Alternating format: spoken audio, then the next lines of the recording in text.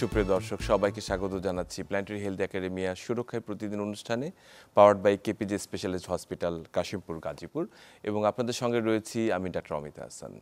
আজকে আমরা head injury নিয়ে কথা বলতে চাই। বিশেষ করে আমরা দেখেছি যে বিভিন্ন সময়ে বিশেষ করে ঈদের এই ছুটির সময়ে রোড ট্রাফিক অ্যাক্সিডেন্ট বা সড়কজনিত দুর্ঘটনার কারণ অনেক বেড়ে যায় এবং এছাড়াও প্রতিনিয়ত বিভিন্ন আঘাতজনিত মাথার যে সমস্যাগুলো হয়ে থাকে, যে অনেক সময় ছাদ থেকে পড়ে যায়, অনেক সময় যে কাজ উঁচু স্থানে কাজ করার সময় অনেকেই পড়ে যায়, অনেকে ঘরের ভিতরেও কিন্তু পড়ে যে মাথায় আঘাত পেতে পারে। এই হেড ইনজুরির আসলে সঠিক চিকিৎসা কী এবং সবচেয়ে বড় প্রয়োজনীয় কথাটি হচ্ছে যে যথাযথ সময়ে যদি এর চিকিৎসা না করা যায় তাহলে কিন্তু এর পরিণতিটি কিন্তু ভয়াবহ হতে পারে। কাজে এই হেড ইনজুরি এখন কিন্তু আমাদের আসলেই মাথা ব্যথার কারণ হয়ে দাঁড়িয়েছে এবং সমগ্র বাংলাদেশে আমরা চিন্তা করছি বা চিন্তা করি যে যখনই হেড ইনজুরি হয় তখন সবচেয়ে দ্রুততম সময়ে এর সেবাটি কোথায় পাওয়া যায় এবং সেটি যদি রাস্তার ধারের কোনো জায়গাতে বড় কোনো মহাসড়কে হয়ে থাকে তাহলে এর পাশাপাশি যে হসপিটালগুলো রয়েছে তাদের উপর কিন্তু এটি দায়িত্ব এবং বিশেষ করে তাদের সেটি ম্যানেজ করার দায়িত্ব কিন্তু চলে আসে। এবং সেক্ষেত্রে আমরা আজকের আমাদের অনুষ্ঠানের যারা আমাদের পাওয়ার্ড বাই যাদের মাধ্যমে হচ্ছে আমাদের বলছিলাম যে স্পেশালাইজড কেপিজে স্পেশালাইজড হসপিটাল, যেটি একেবারেই রোডের একটি ধারের একটি হসপিটাল এবং আমরা সম্প্রতিও দেখেছি যখন তামিম ইকবাল যখন অসুস্থ হলেন বিকেএসপি থেকে সবচেয়ে দ্রুততম সময়ে তাকে সেখানে নিয়ে যাওয়া হয়েছিল এবং সেখানে ইমার্জেন্সিতে এবং কার্ডিয়াক ক্যাথে যথাযথ সময় চিকিৎসা করার কারণে কিন্তু উনি তার প্রাণ ফিরে পেয়েছিলেন এবং যথাযথভাবে আবার ফিরে এসেছেন আমাদের মাঝে। এই জায়গাটির কথা আমরা উল্লেখ করতে চাই যে একটি স্থাপনা শুধুমাত্র একটি স্থাপনাই নয়, বরঞ্চ এর প্রয়োজনীয় যে চিকিৎসা ব্যবস্থাটি রয়েছে সেটিও কিন্তু একই সঙ্গে গুরুত্বপূর্ণ, যেটি কেপিজে স্পেশালাইজড হসপিটাল করে আসছে। আমরা তাদের পক্ষ থেকে আজকে আমরা অনুষ্ঠানটি স্পন্সর করছি এবং আমরা আজকের অতিথির সঙ্গে আপনাদের পরিচয় করিয়ে দিই। আমাদের সঙ্গে অনুষ্ঠানে যুক্ত আছেন doctor Mohammad Shariful Islam, consultant neurosurgery, KPJ specialist hospital Kashimpur Gazipur. আপনাকে স্বাগত ডাক্তার মোহাম্মদ শরীফুল ইসলাম। আমাদের সঙ্গে আরও অনলাইনে যুক্ত রয়েছেন doctor Lunik Roli Sardar, consultant emergency medicine, Queens hospital London, honorary senior lecturer ও co lead Queen Mary University London এবং faculty lead planetary health academia. Doctor Lunik, আপনাকে স্বাগত আমাদের অনুষ্ঠানে। Thank you for having me.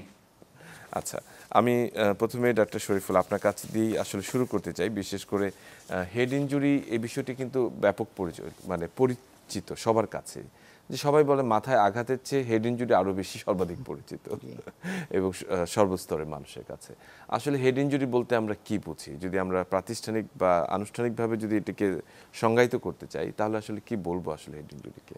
মাথায় যে কোনো রকমের আঘাত, এটা হতে পারে শুধুমাত্র মাথার চামড়া কেটে গেছে, হতে পারে মাথার খুলি হাড্ডি ভেঙে গেছে, অথবা মস্তিষ্কে কোনো ধরনের আঘাত।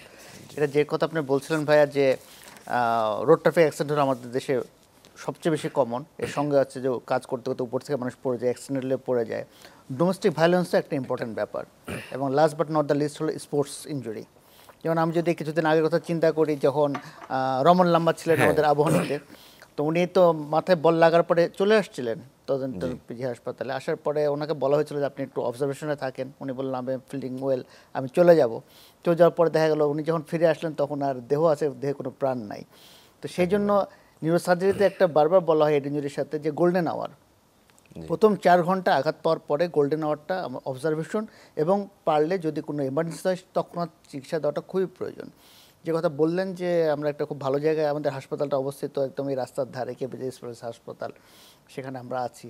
তো এটা রাস্তার ধারে হওয়ার জন্য, মহাসড়কের পাশে হওয়ার জন্য, ওই রাস্তায় যে কোনো এমার্জেন্সি যদি হয়, আশেপাশে হয়, যেমন আমাদের পাশে বললেন বিকেএসপির কথাও আপনি বললেন, একটা বড় আছে, সঙ্গে আমাদের এখানে বিরাট একটা ওই ইপিজেডগুলো আছে, ইন্ডাস্ট্রিয়াল এলাকা আছে। ফলে industrial injury, road traffic injury, sports injury আর ডোমেস্টিক ভায়োলেন্স কথা যে বললাম, যে কোনো দিক দিয়ে যদি আমরা চিন্তা করি, it's the best place to treat.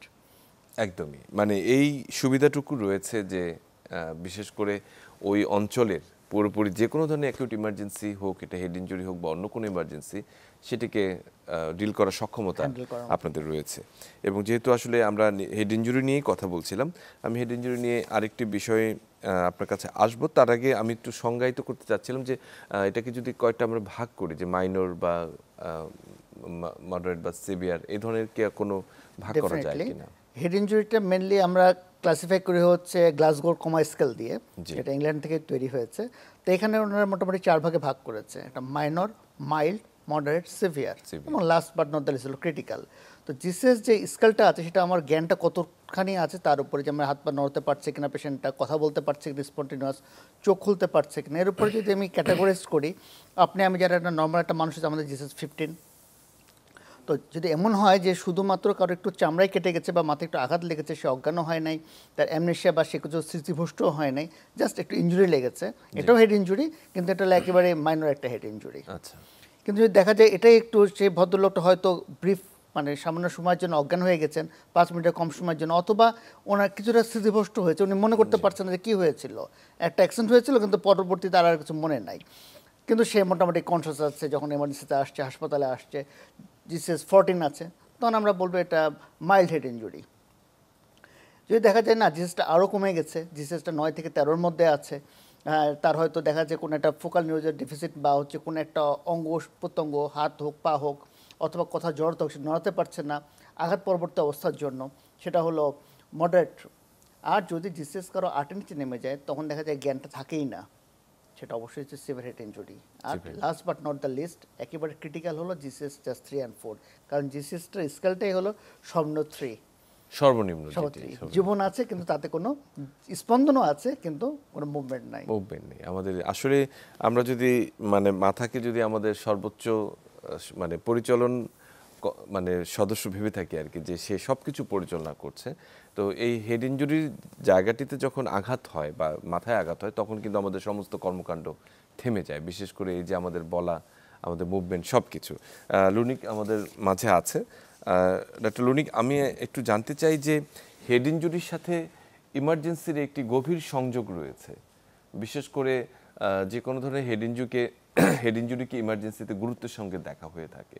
মানে মানে এটাকে কেন আসলে আপনারা এত গুরুত্বপূর্ণভাবে নেন? হেড ইনজুরি কেন একটা মেডিকেল ইমার্জেন্সি হিসেবে বিবেচিত হয়? Thank you.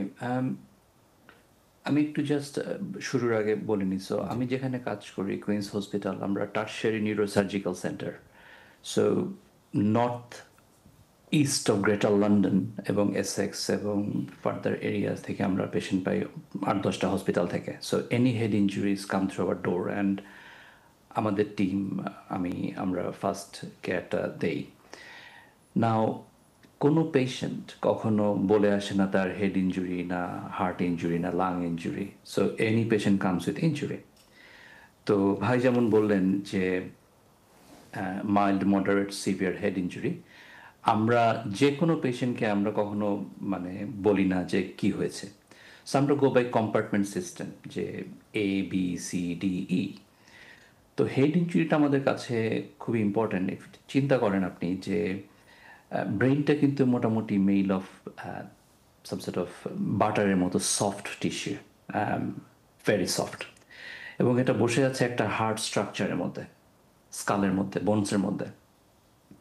এখন আপনার হাত যদি ভাঙে, একটু ব্লিডিং হয় বা ব্যথা পেলে ফুলে যায়, উই হ্যাভ স্পেস। কিন্তু ব্রেইনটা যদি ব্লিডিং হয় বা একটু ফ্লুইড জমে বা একটু ফুলে যায়, কোনো জায়গা নেই, and that is very dangerous, number one. So আমরা দেখি যে যে কোনো emergency patient, the earliest cause of death, আপনার যদি ধরেন শ্বাসনালী বন্ধ হয়ে যায়, people will be dead very soon. So head injury assessment comes in D. তো আমরা এটাকে এই জন্য অনেক সময় ভাই যেটা বললেন যে ইনিশিয়ালি পেশেন্ট হয়তো কিছুই না, রমন লাম্বার উদাহরণ, কারণ হয়তো একটা ছোট ব্লিডিং শুরু হয়েছিল, but with time it expand, ব্লিডিংটা বড় হচ্ছে, কিন্তু ব্রেনে তো আর জায়গা নাই। একই কম্পার্টমেন্টে the blood is fighting against, the brain is fighting against expanding bleed. So that cause trouble. So এই জন্য আমরা any signs of head injury আমরা এক্সট্রিমলি কশাসলি দেখি। এবং আপনি জানবেন হয়তো যে আমাদের জাস্ট একটা পার্লামেন্টারি বোর্ড থেকে একটা রিপোর্ট বেরিয়েছে United kingdom acute brain injury forum থেকে। তো এটা দেখিয়েছে যে জাস্ট ইউনাইটেড কিংডমে হেড ইঞ্জুরির জন্য অ্যানুয়াল বাজেট হচ্ছে $43 billion. pounds, which is around 4300 কোটি টাকা pound, 4300 কোটি pound, and directly জি 2000 কোটি pound just on medical care. জি এটা আমরা বুঝতে পেরেছি। So we work very hard to save every life and to give the quality of life, but it comes with a significant cost, and the earlier you intervene, better it is. জি ঠিক, thank you লনিক। আমরা ফিরে আসবো আপনার কাছে। তার আগে আমি একেবারে শরীফুল আপনার কাছে আসতে চাই যে যখন কোনো হেড ইনজুরির মানে আসলে অনেকেই জানেন না, যেমন আমরা পলিট্রমা বলে থাকি, মানে মাল্টিপল ট্রমা যখন হয়ে থাকে, যেমন একটা বাস অ্যাক্সিডেন্ট হলো বা কিছু হলো, তখন শরীরের বিভিন্ন জায়গায় আঘাতপ্রাপ্ত হয় এবং এর মধ্যে যে হেড ইনজুরি একটি গুরুত্বপূর্ণ জায়গা, কি কি আসলে সাইন সিমটম অথবা উপসর্গ থাকলে হেড ইনজুরির কথা আমাদের ভাবা উচিত। এবং অনেকেই ভাবে যে না কিছুই হয়নি, তো উনি তো হেঁটেই চলে আসলেন, উনি তো বাসায় হেঁটে চলে গেলেন, কিন্তু আসলে একজন বয়স্ক মানুষ তার একটা মাথায় হয়তো তার একটা হয়তো কোনো কিছু সরাসরি লাগেনি, শুধুমাত্র হয়তো মুভমেন্ট হয়েছে, তাতেও কিন্তু হেড ইনজুরির একটা সম্ভাবনা থেকে যায়। এই জায়গাগুলোকে আমাদেরকে একটু বলুন, যেটা আমাদের সচেতন করতে পারে মানুষকে।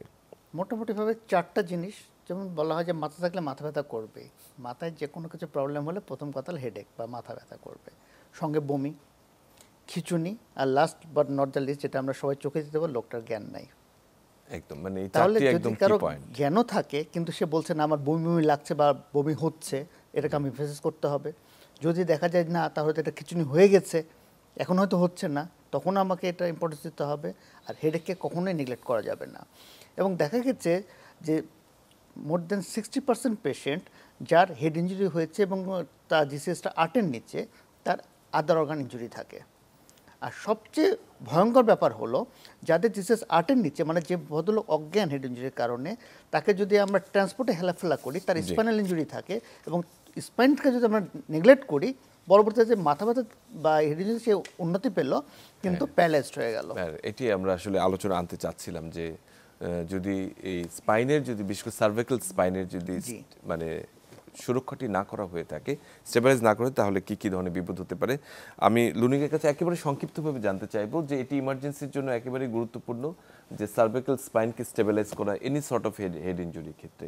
এই কাজটি আপনারা আসলে কিভাবে করে থাকেন মাঠ পর্যায়ে, যখন নাকি কোনো পেশেন্ট ফিল্ডে থেকে আনতে যায়, অথবা যারা প্যারামেডিক্স রয়েছে তাদের জন্য কি নির্দেশনা রয়েছে, এবং অন্যান্য যারা সাধারণ মানুষ রয়েছে তাদের জন্য কি নির্দেশনা রয়েছে এই বিষয়ে? Thank you. So আমাদের the paramedic system, pre-hospital system is very strong. So every paramedic carries collar, cervical collar. আমাদের এই যে গলার হাড়গুলো খুবই একটা অবস্থায় আছে যে কোনো প্রোটেকশন নেই এবং মুভ করলে সমস্যা হতে পারে, ভাই যেটা বললেন। তো আমাদের patient from the very beginning তারা স্পাইনাল কলারে চলে যায় এবং আমরা বলি 3 পয়েন্ট ইমোবিলাইজেশন। তো একটা হার্ড বোর্ডে স্ট্রেচারের মধ্যে মাথাটাকে ফিক্স করে রাখা হয়।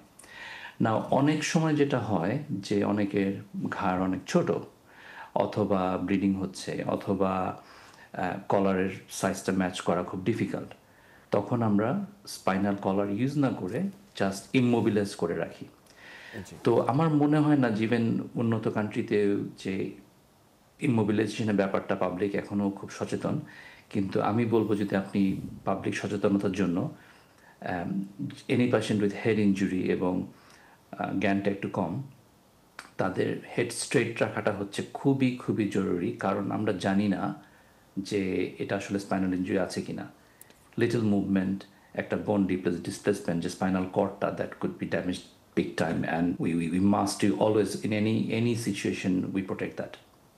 জি ধন্যবাদ। Very important. জি এই ব্যাপারটি আমরা আসলে শরীফ আপনার সাথে আমার মনে হয় যে আপনিও একমত হবেন যে যে কোনো ধরনের হেড ইনজুরি হলে বেসিক্যালি যারা তাকে উদ্ধার করতে যাবে তাদের যেরকম খেয়াল রাখা উচিত যে ঘাড়ের যে আমাদের সার্ভিক্যাল স্পাইন বা হাড়গুলো রয়েছে সেটি যাতে খুব বেশি নড়াচড়া না হয়, এটাকে স্টেবিলাইজ রাখতে। কারণ যেটি বললেন যদি একটা স্টেবল ফ্র্যাকচারও থাকে সেটি আনস্টেবল হয়ে যেতে পারে এই মুভমেন্টের কারণে।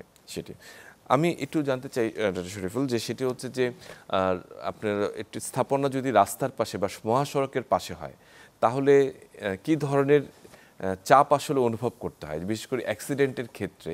এই ধরনের ক্ষেত্রে যখন মাল্টিপল ক্যাজুয়ালিটি হয়, অনেক রোগী যখন একসাথে চলে আসে বা হেড ইনজুরির বা ফিল্ড লেভেল থেকে যখন তাদেরকে আনতে হয়, তখন আসলে আপনারা কি করে থাকেন সাধারণত, সর্ট আউটটা কিভাবে করেন? একটা যদি road traffic accident, motorcycle accident হয়, এটা খুবই হ্যান্ডেলেবল, দুইটা লোক আসছে। কিন্তু যে কথা বলছেন যে যখন দুটো মুখোমুখি একটা বড় যান লাগে, সেটা ট্রাকের সাথে হোক বাস অথবা দুটো বাস, তার না মাস ক্যাজুয়ালিটি হয়ে যায়।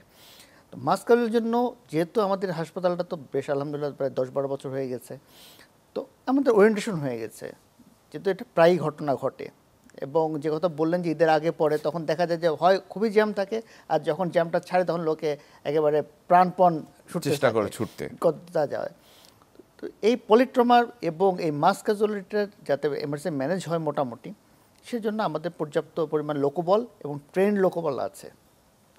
তো এই পর্যন্ত যতবারই এই ঘটনাটা ঘটেছে, এখনও কখনো এরকম ঘটনা ঘটনা যেটা আমাদের লিমিটের বাইরে চলে গেছে, কারণ সেভাবেই হাসপাতাল কর্তৃপক্ষ অ্যারেঞ্জ করে রেখেছেন, both emergency, both ICU, HDU and ওটি। আর যে কথা বললেন যে মহাসড়কের পাশে যেহেতু আছে, বিপদ তো কখনো বলে কই আসবে না। প্রতিটা স্টাফ, সেটা হতে পারে একজন সিকিউরিটি গার্ড থেকে শুরু করে একেবারে ম্যানেজমেন্ট পর্যন্ত 24/7 তার অ্যালার্ট থাকে, শুধু এই অবস্থানের কারণে হাসপাতালের। যে যাই আসুক, যেটা ভাইও বলছেন ওটাই, যে কোনো জীবন যেন সর্বোচ্চ চেষ্টা পর্যন্ত আমাদের তারা কেয়ার পায়।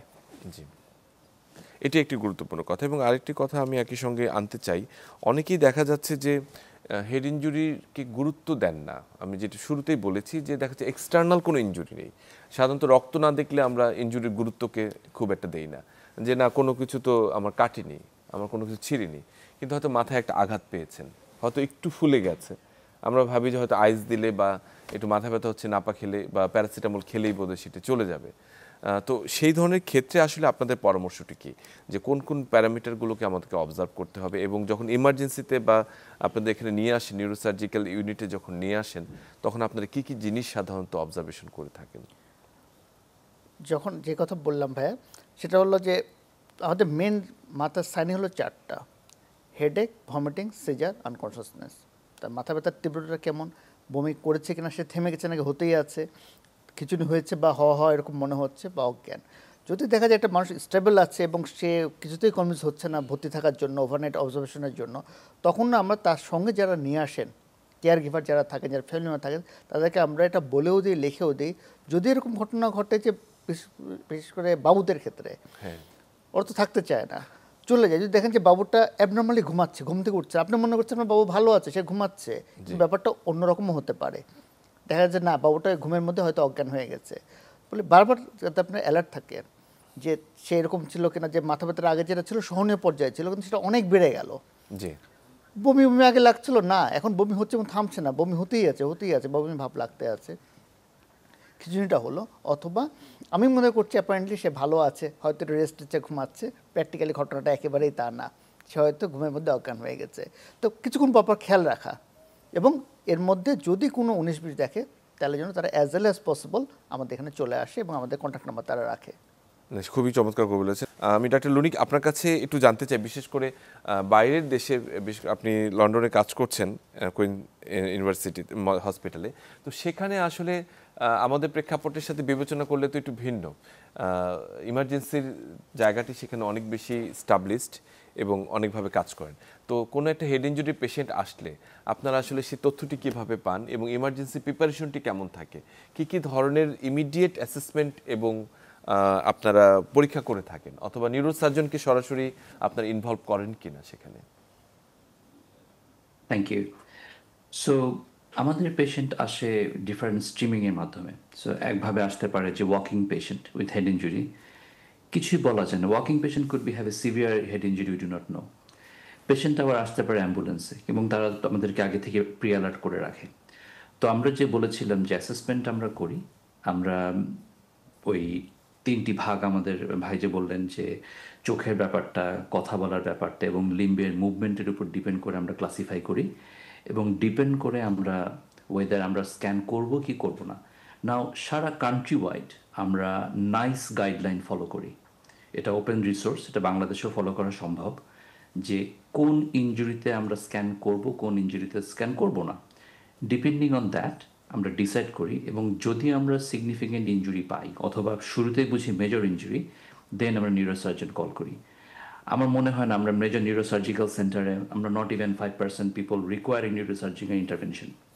But assessment from the front line in front door doctors and nurses needed to be very, very aware.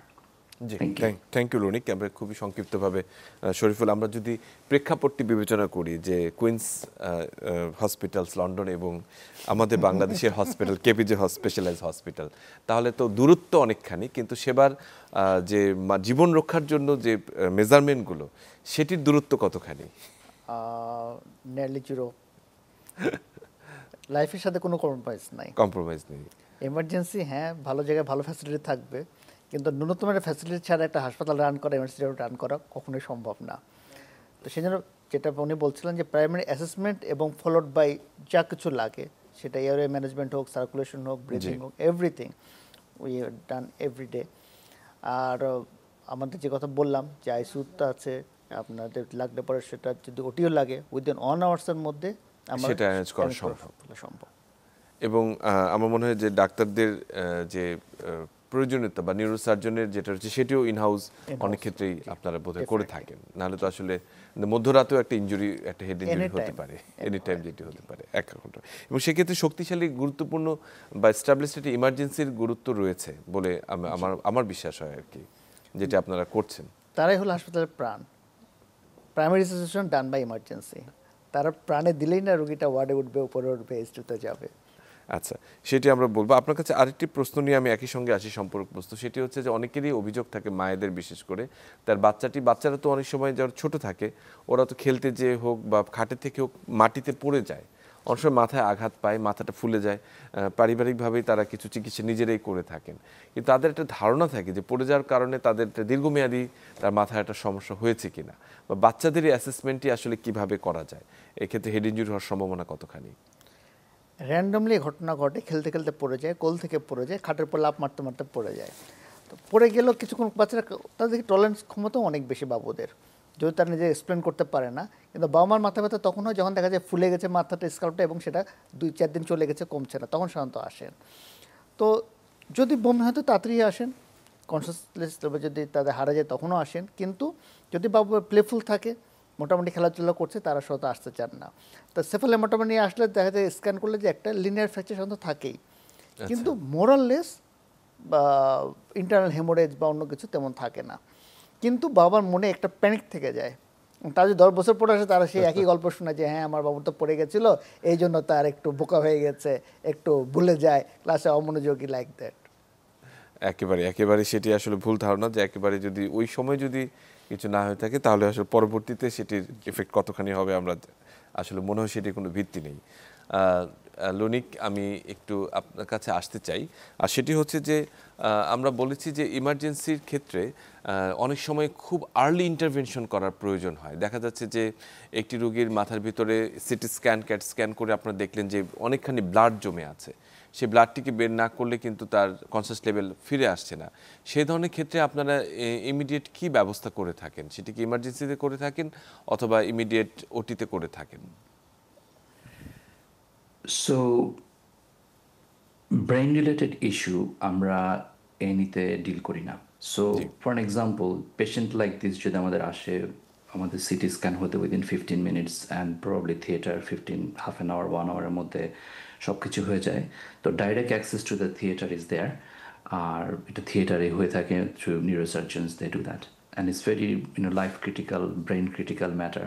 So there is no scope to delay. যে ভাই বলছিলেন যে there is no scope, no compromise, it has to be happen then and there. জি, তাহলে ওটা আসলে everything happens in theatre. এটির সাথে একেবারেই খুব কঠিন, মানে আমি বলবো যে গভীর একটি লিয়াজও রয়েছে, যে নিউরো সার্জারির সঙ্গে ওটির সঙ্গে আপনাদের ইমার্জেন্সির।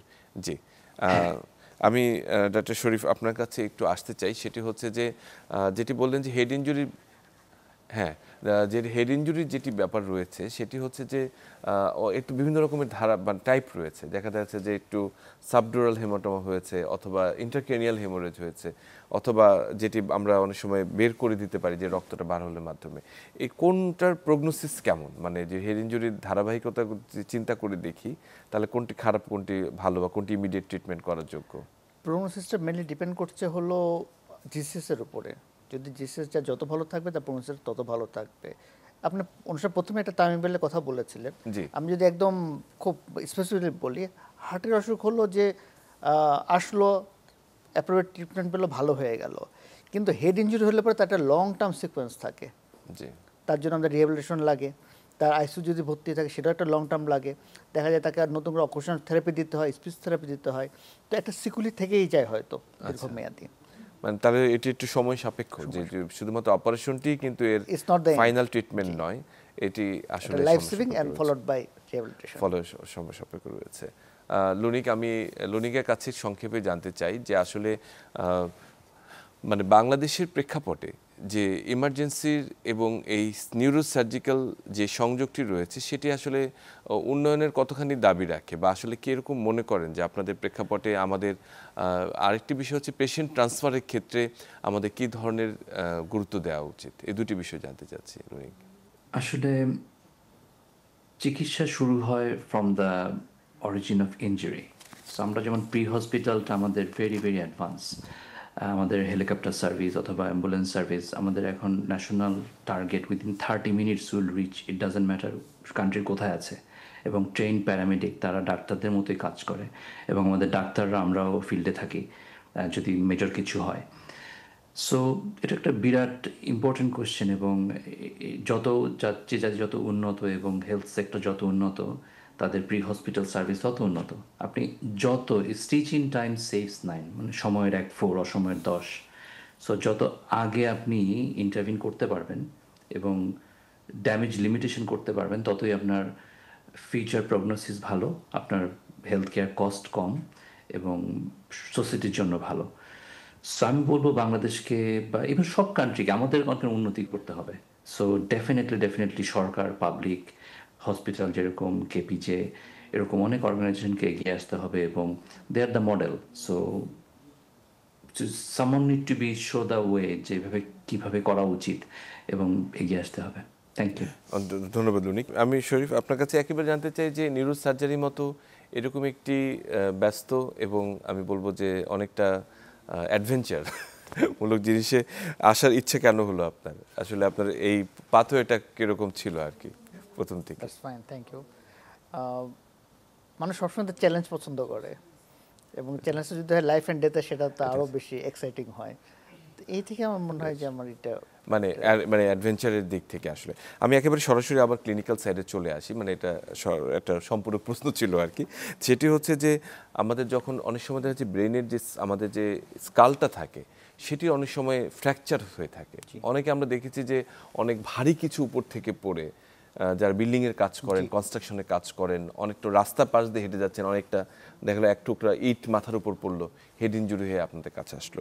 এই ধরনের হেড ইনজুরির ক্ষেত্রে আসলে এই ফ্র্যাকচার বা এগুলোর করার সক্ষমতা কতখানি রয়েছে আপনাদের হসপিটালে, এবং কি করে থাকেন সাধারণত? এখানে দেখা যায় যে ফ্র্যাগমেন্টগুলো বা ফ্র্যাকচারগুলো যদি বড় টুকরো হয় সেগুলো লাগানো দেওয়া যায়, কিন্তু এগুলো যদি কখনো গুঁড়ো গুঁড়ো হয়ে যায়, সেখানে টাইটানিয়াম মেশ প্লেট আছে অথবা বোন সিমেন্ট আছে, সেটা দিয়ে সেটা রিপ্লেস করা যায়, এবং এটা every corner of the country এটা পসিবল এবং গোয়িং অন। এটা সম্ভব। আমি আরেকটি বিষয় জানতে চাই যে কেপিজে হসপিটাল আমি বলবো ওই অঞ্চলের জন্য একটি মানে আশার একটি প্রতীক আশার একটি প্রতীক। তো যখন কোনো রোড ট্রাফিক অ্যাক্সিডেন্ট হয়ে থাকে তখন আসলে একটি বিষয় রয়েছে যে একটি রয়েছে যে মেডিকো লিগাল একটি ব্যাপার রয়েছে, যেটি অনেকে হয়তো পরিচয়বিহীন, অনেকে চলে আসেন বা তাদের চিকিৎসা ব্যাপারে কোনো ধরনের সিদ্ধান্ত নেওয়ার মতো কোনো লোক থাকে না। এই ধরনের ক্ষেত্রে বা ইমিডিয়েট অপারেশন লাগবে, এই ধরনের ক্ষেত্রে আপনাদের ভূমিকাটি কী? এবং আরেকটি বিষয় হচ্ছে যে ফিনান্সিয়াল একটি ব্যাপার রয়েছে। আমরা যেটি বিশ্বাস করি যে কোনো ধরনের ব্রেন সার্জারি বা যে কোনো কিছু ক্ষেত্রে মানুষ ধরেই নেয় যেখানে বিশাল একটি অঙ্কের খরচ হবে, সেটিকে মানুষের মানে সীমার মধ্যে কতখানি নিয়ে আসা সম্ভব, সেটি দুটি বিষয়ে আপনার পরামর্শ চাচ্ছি।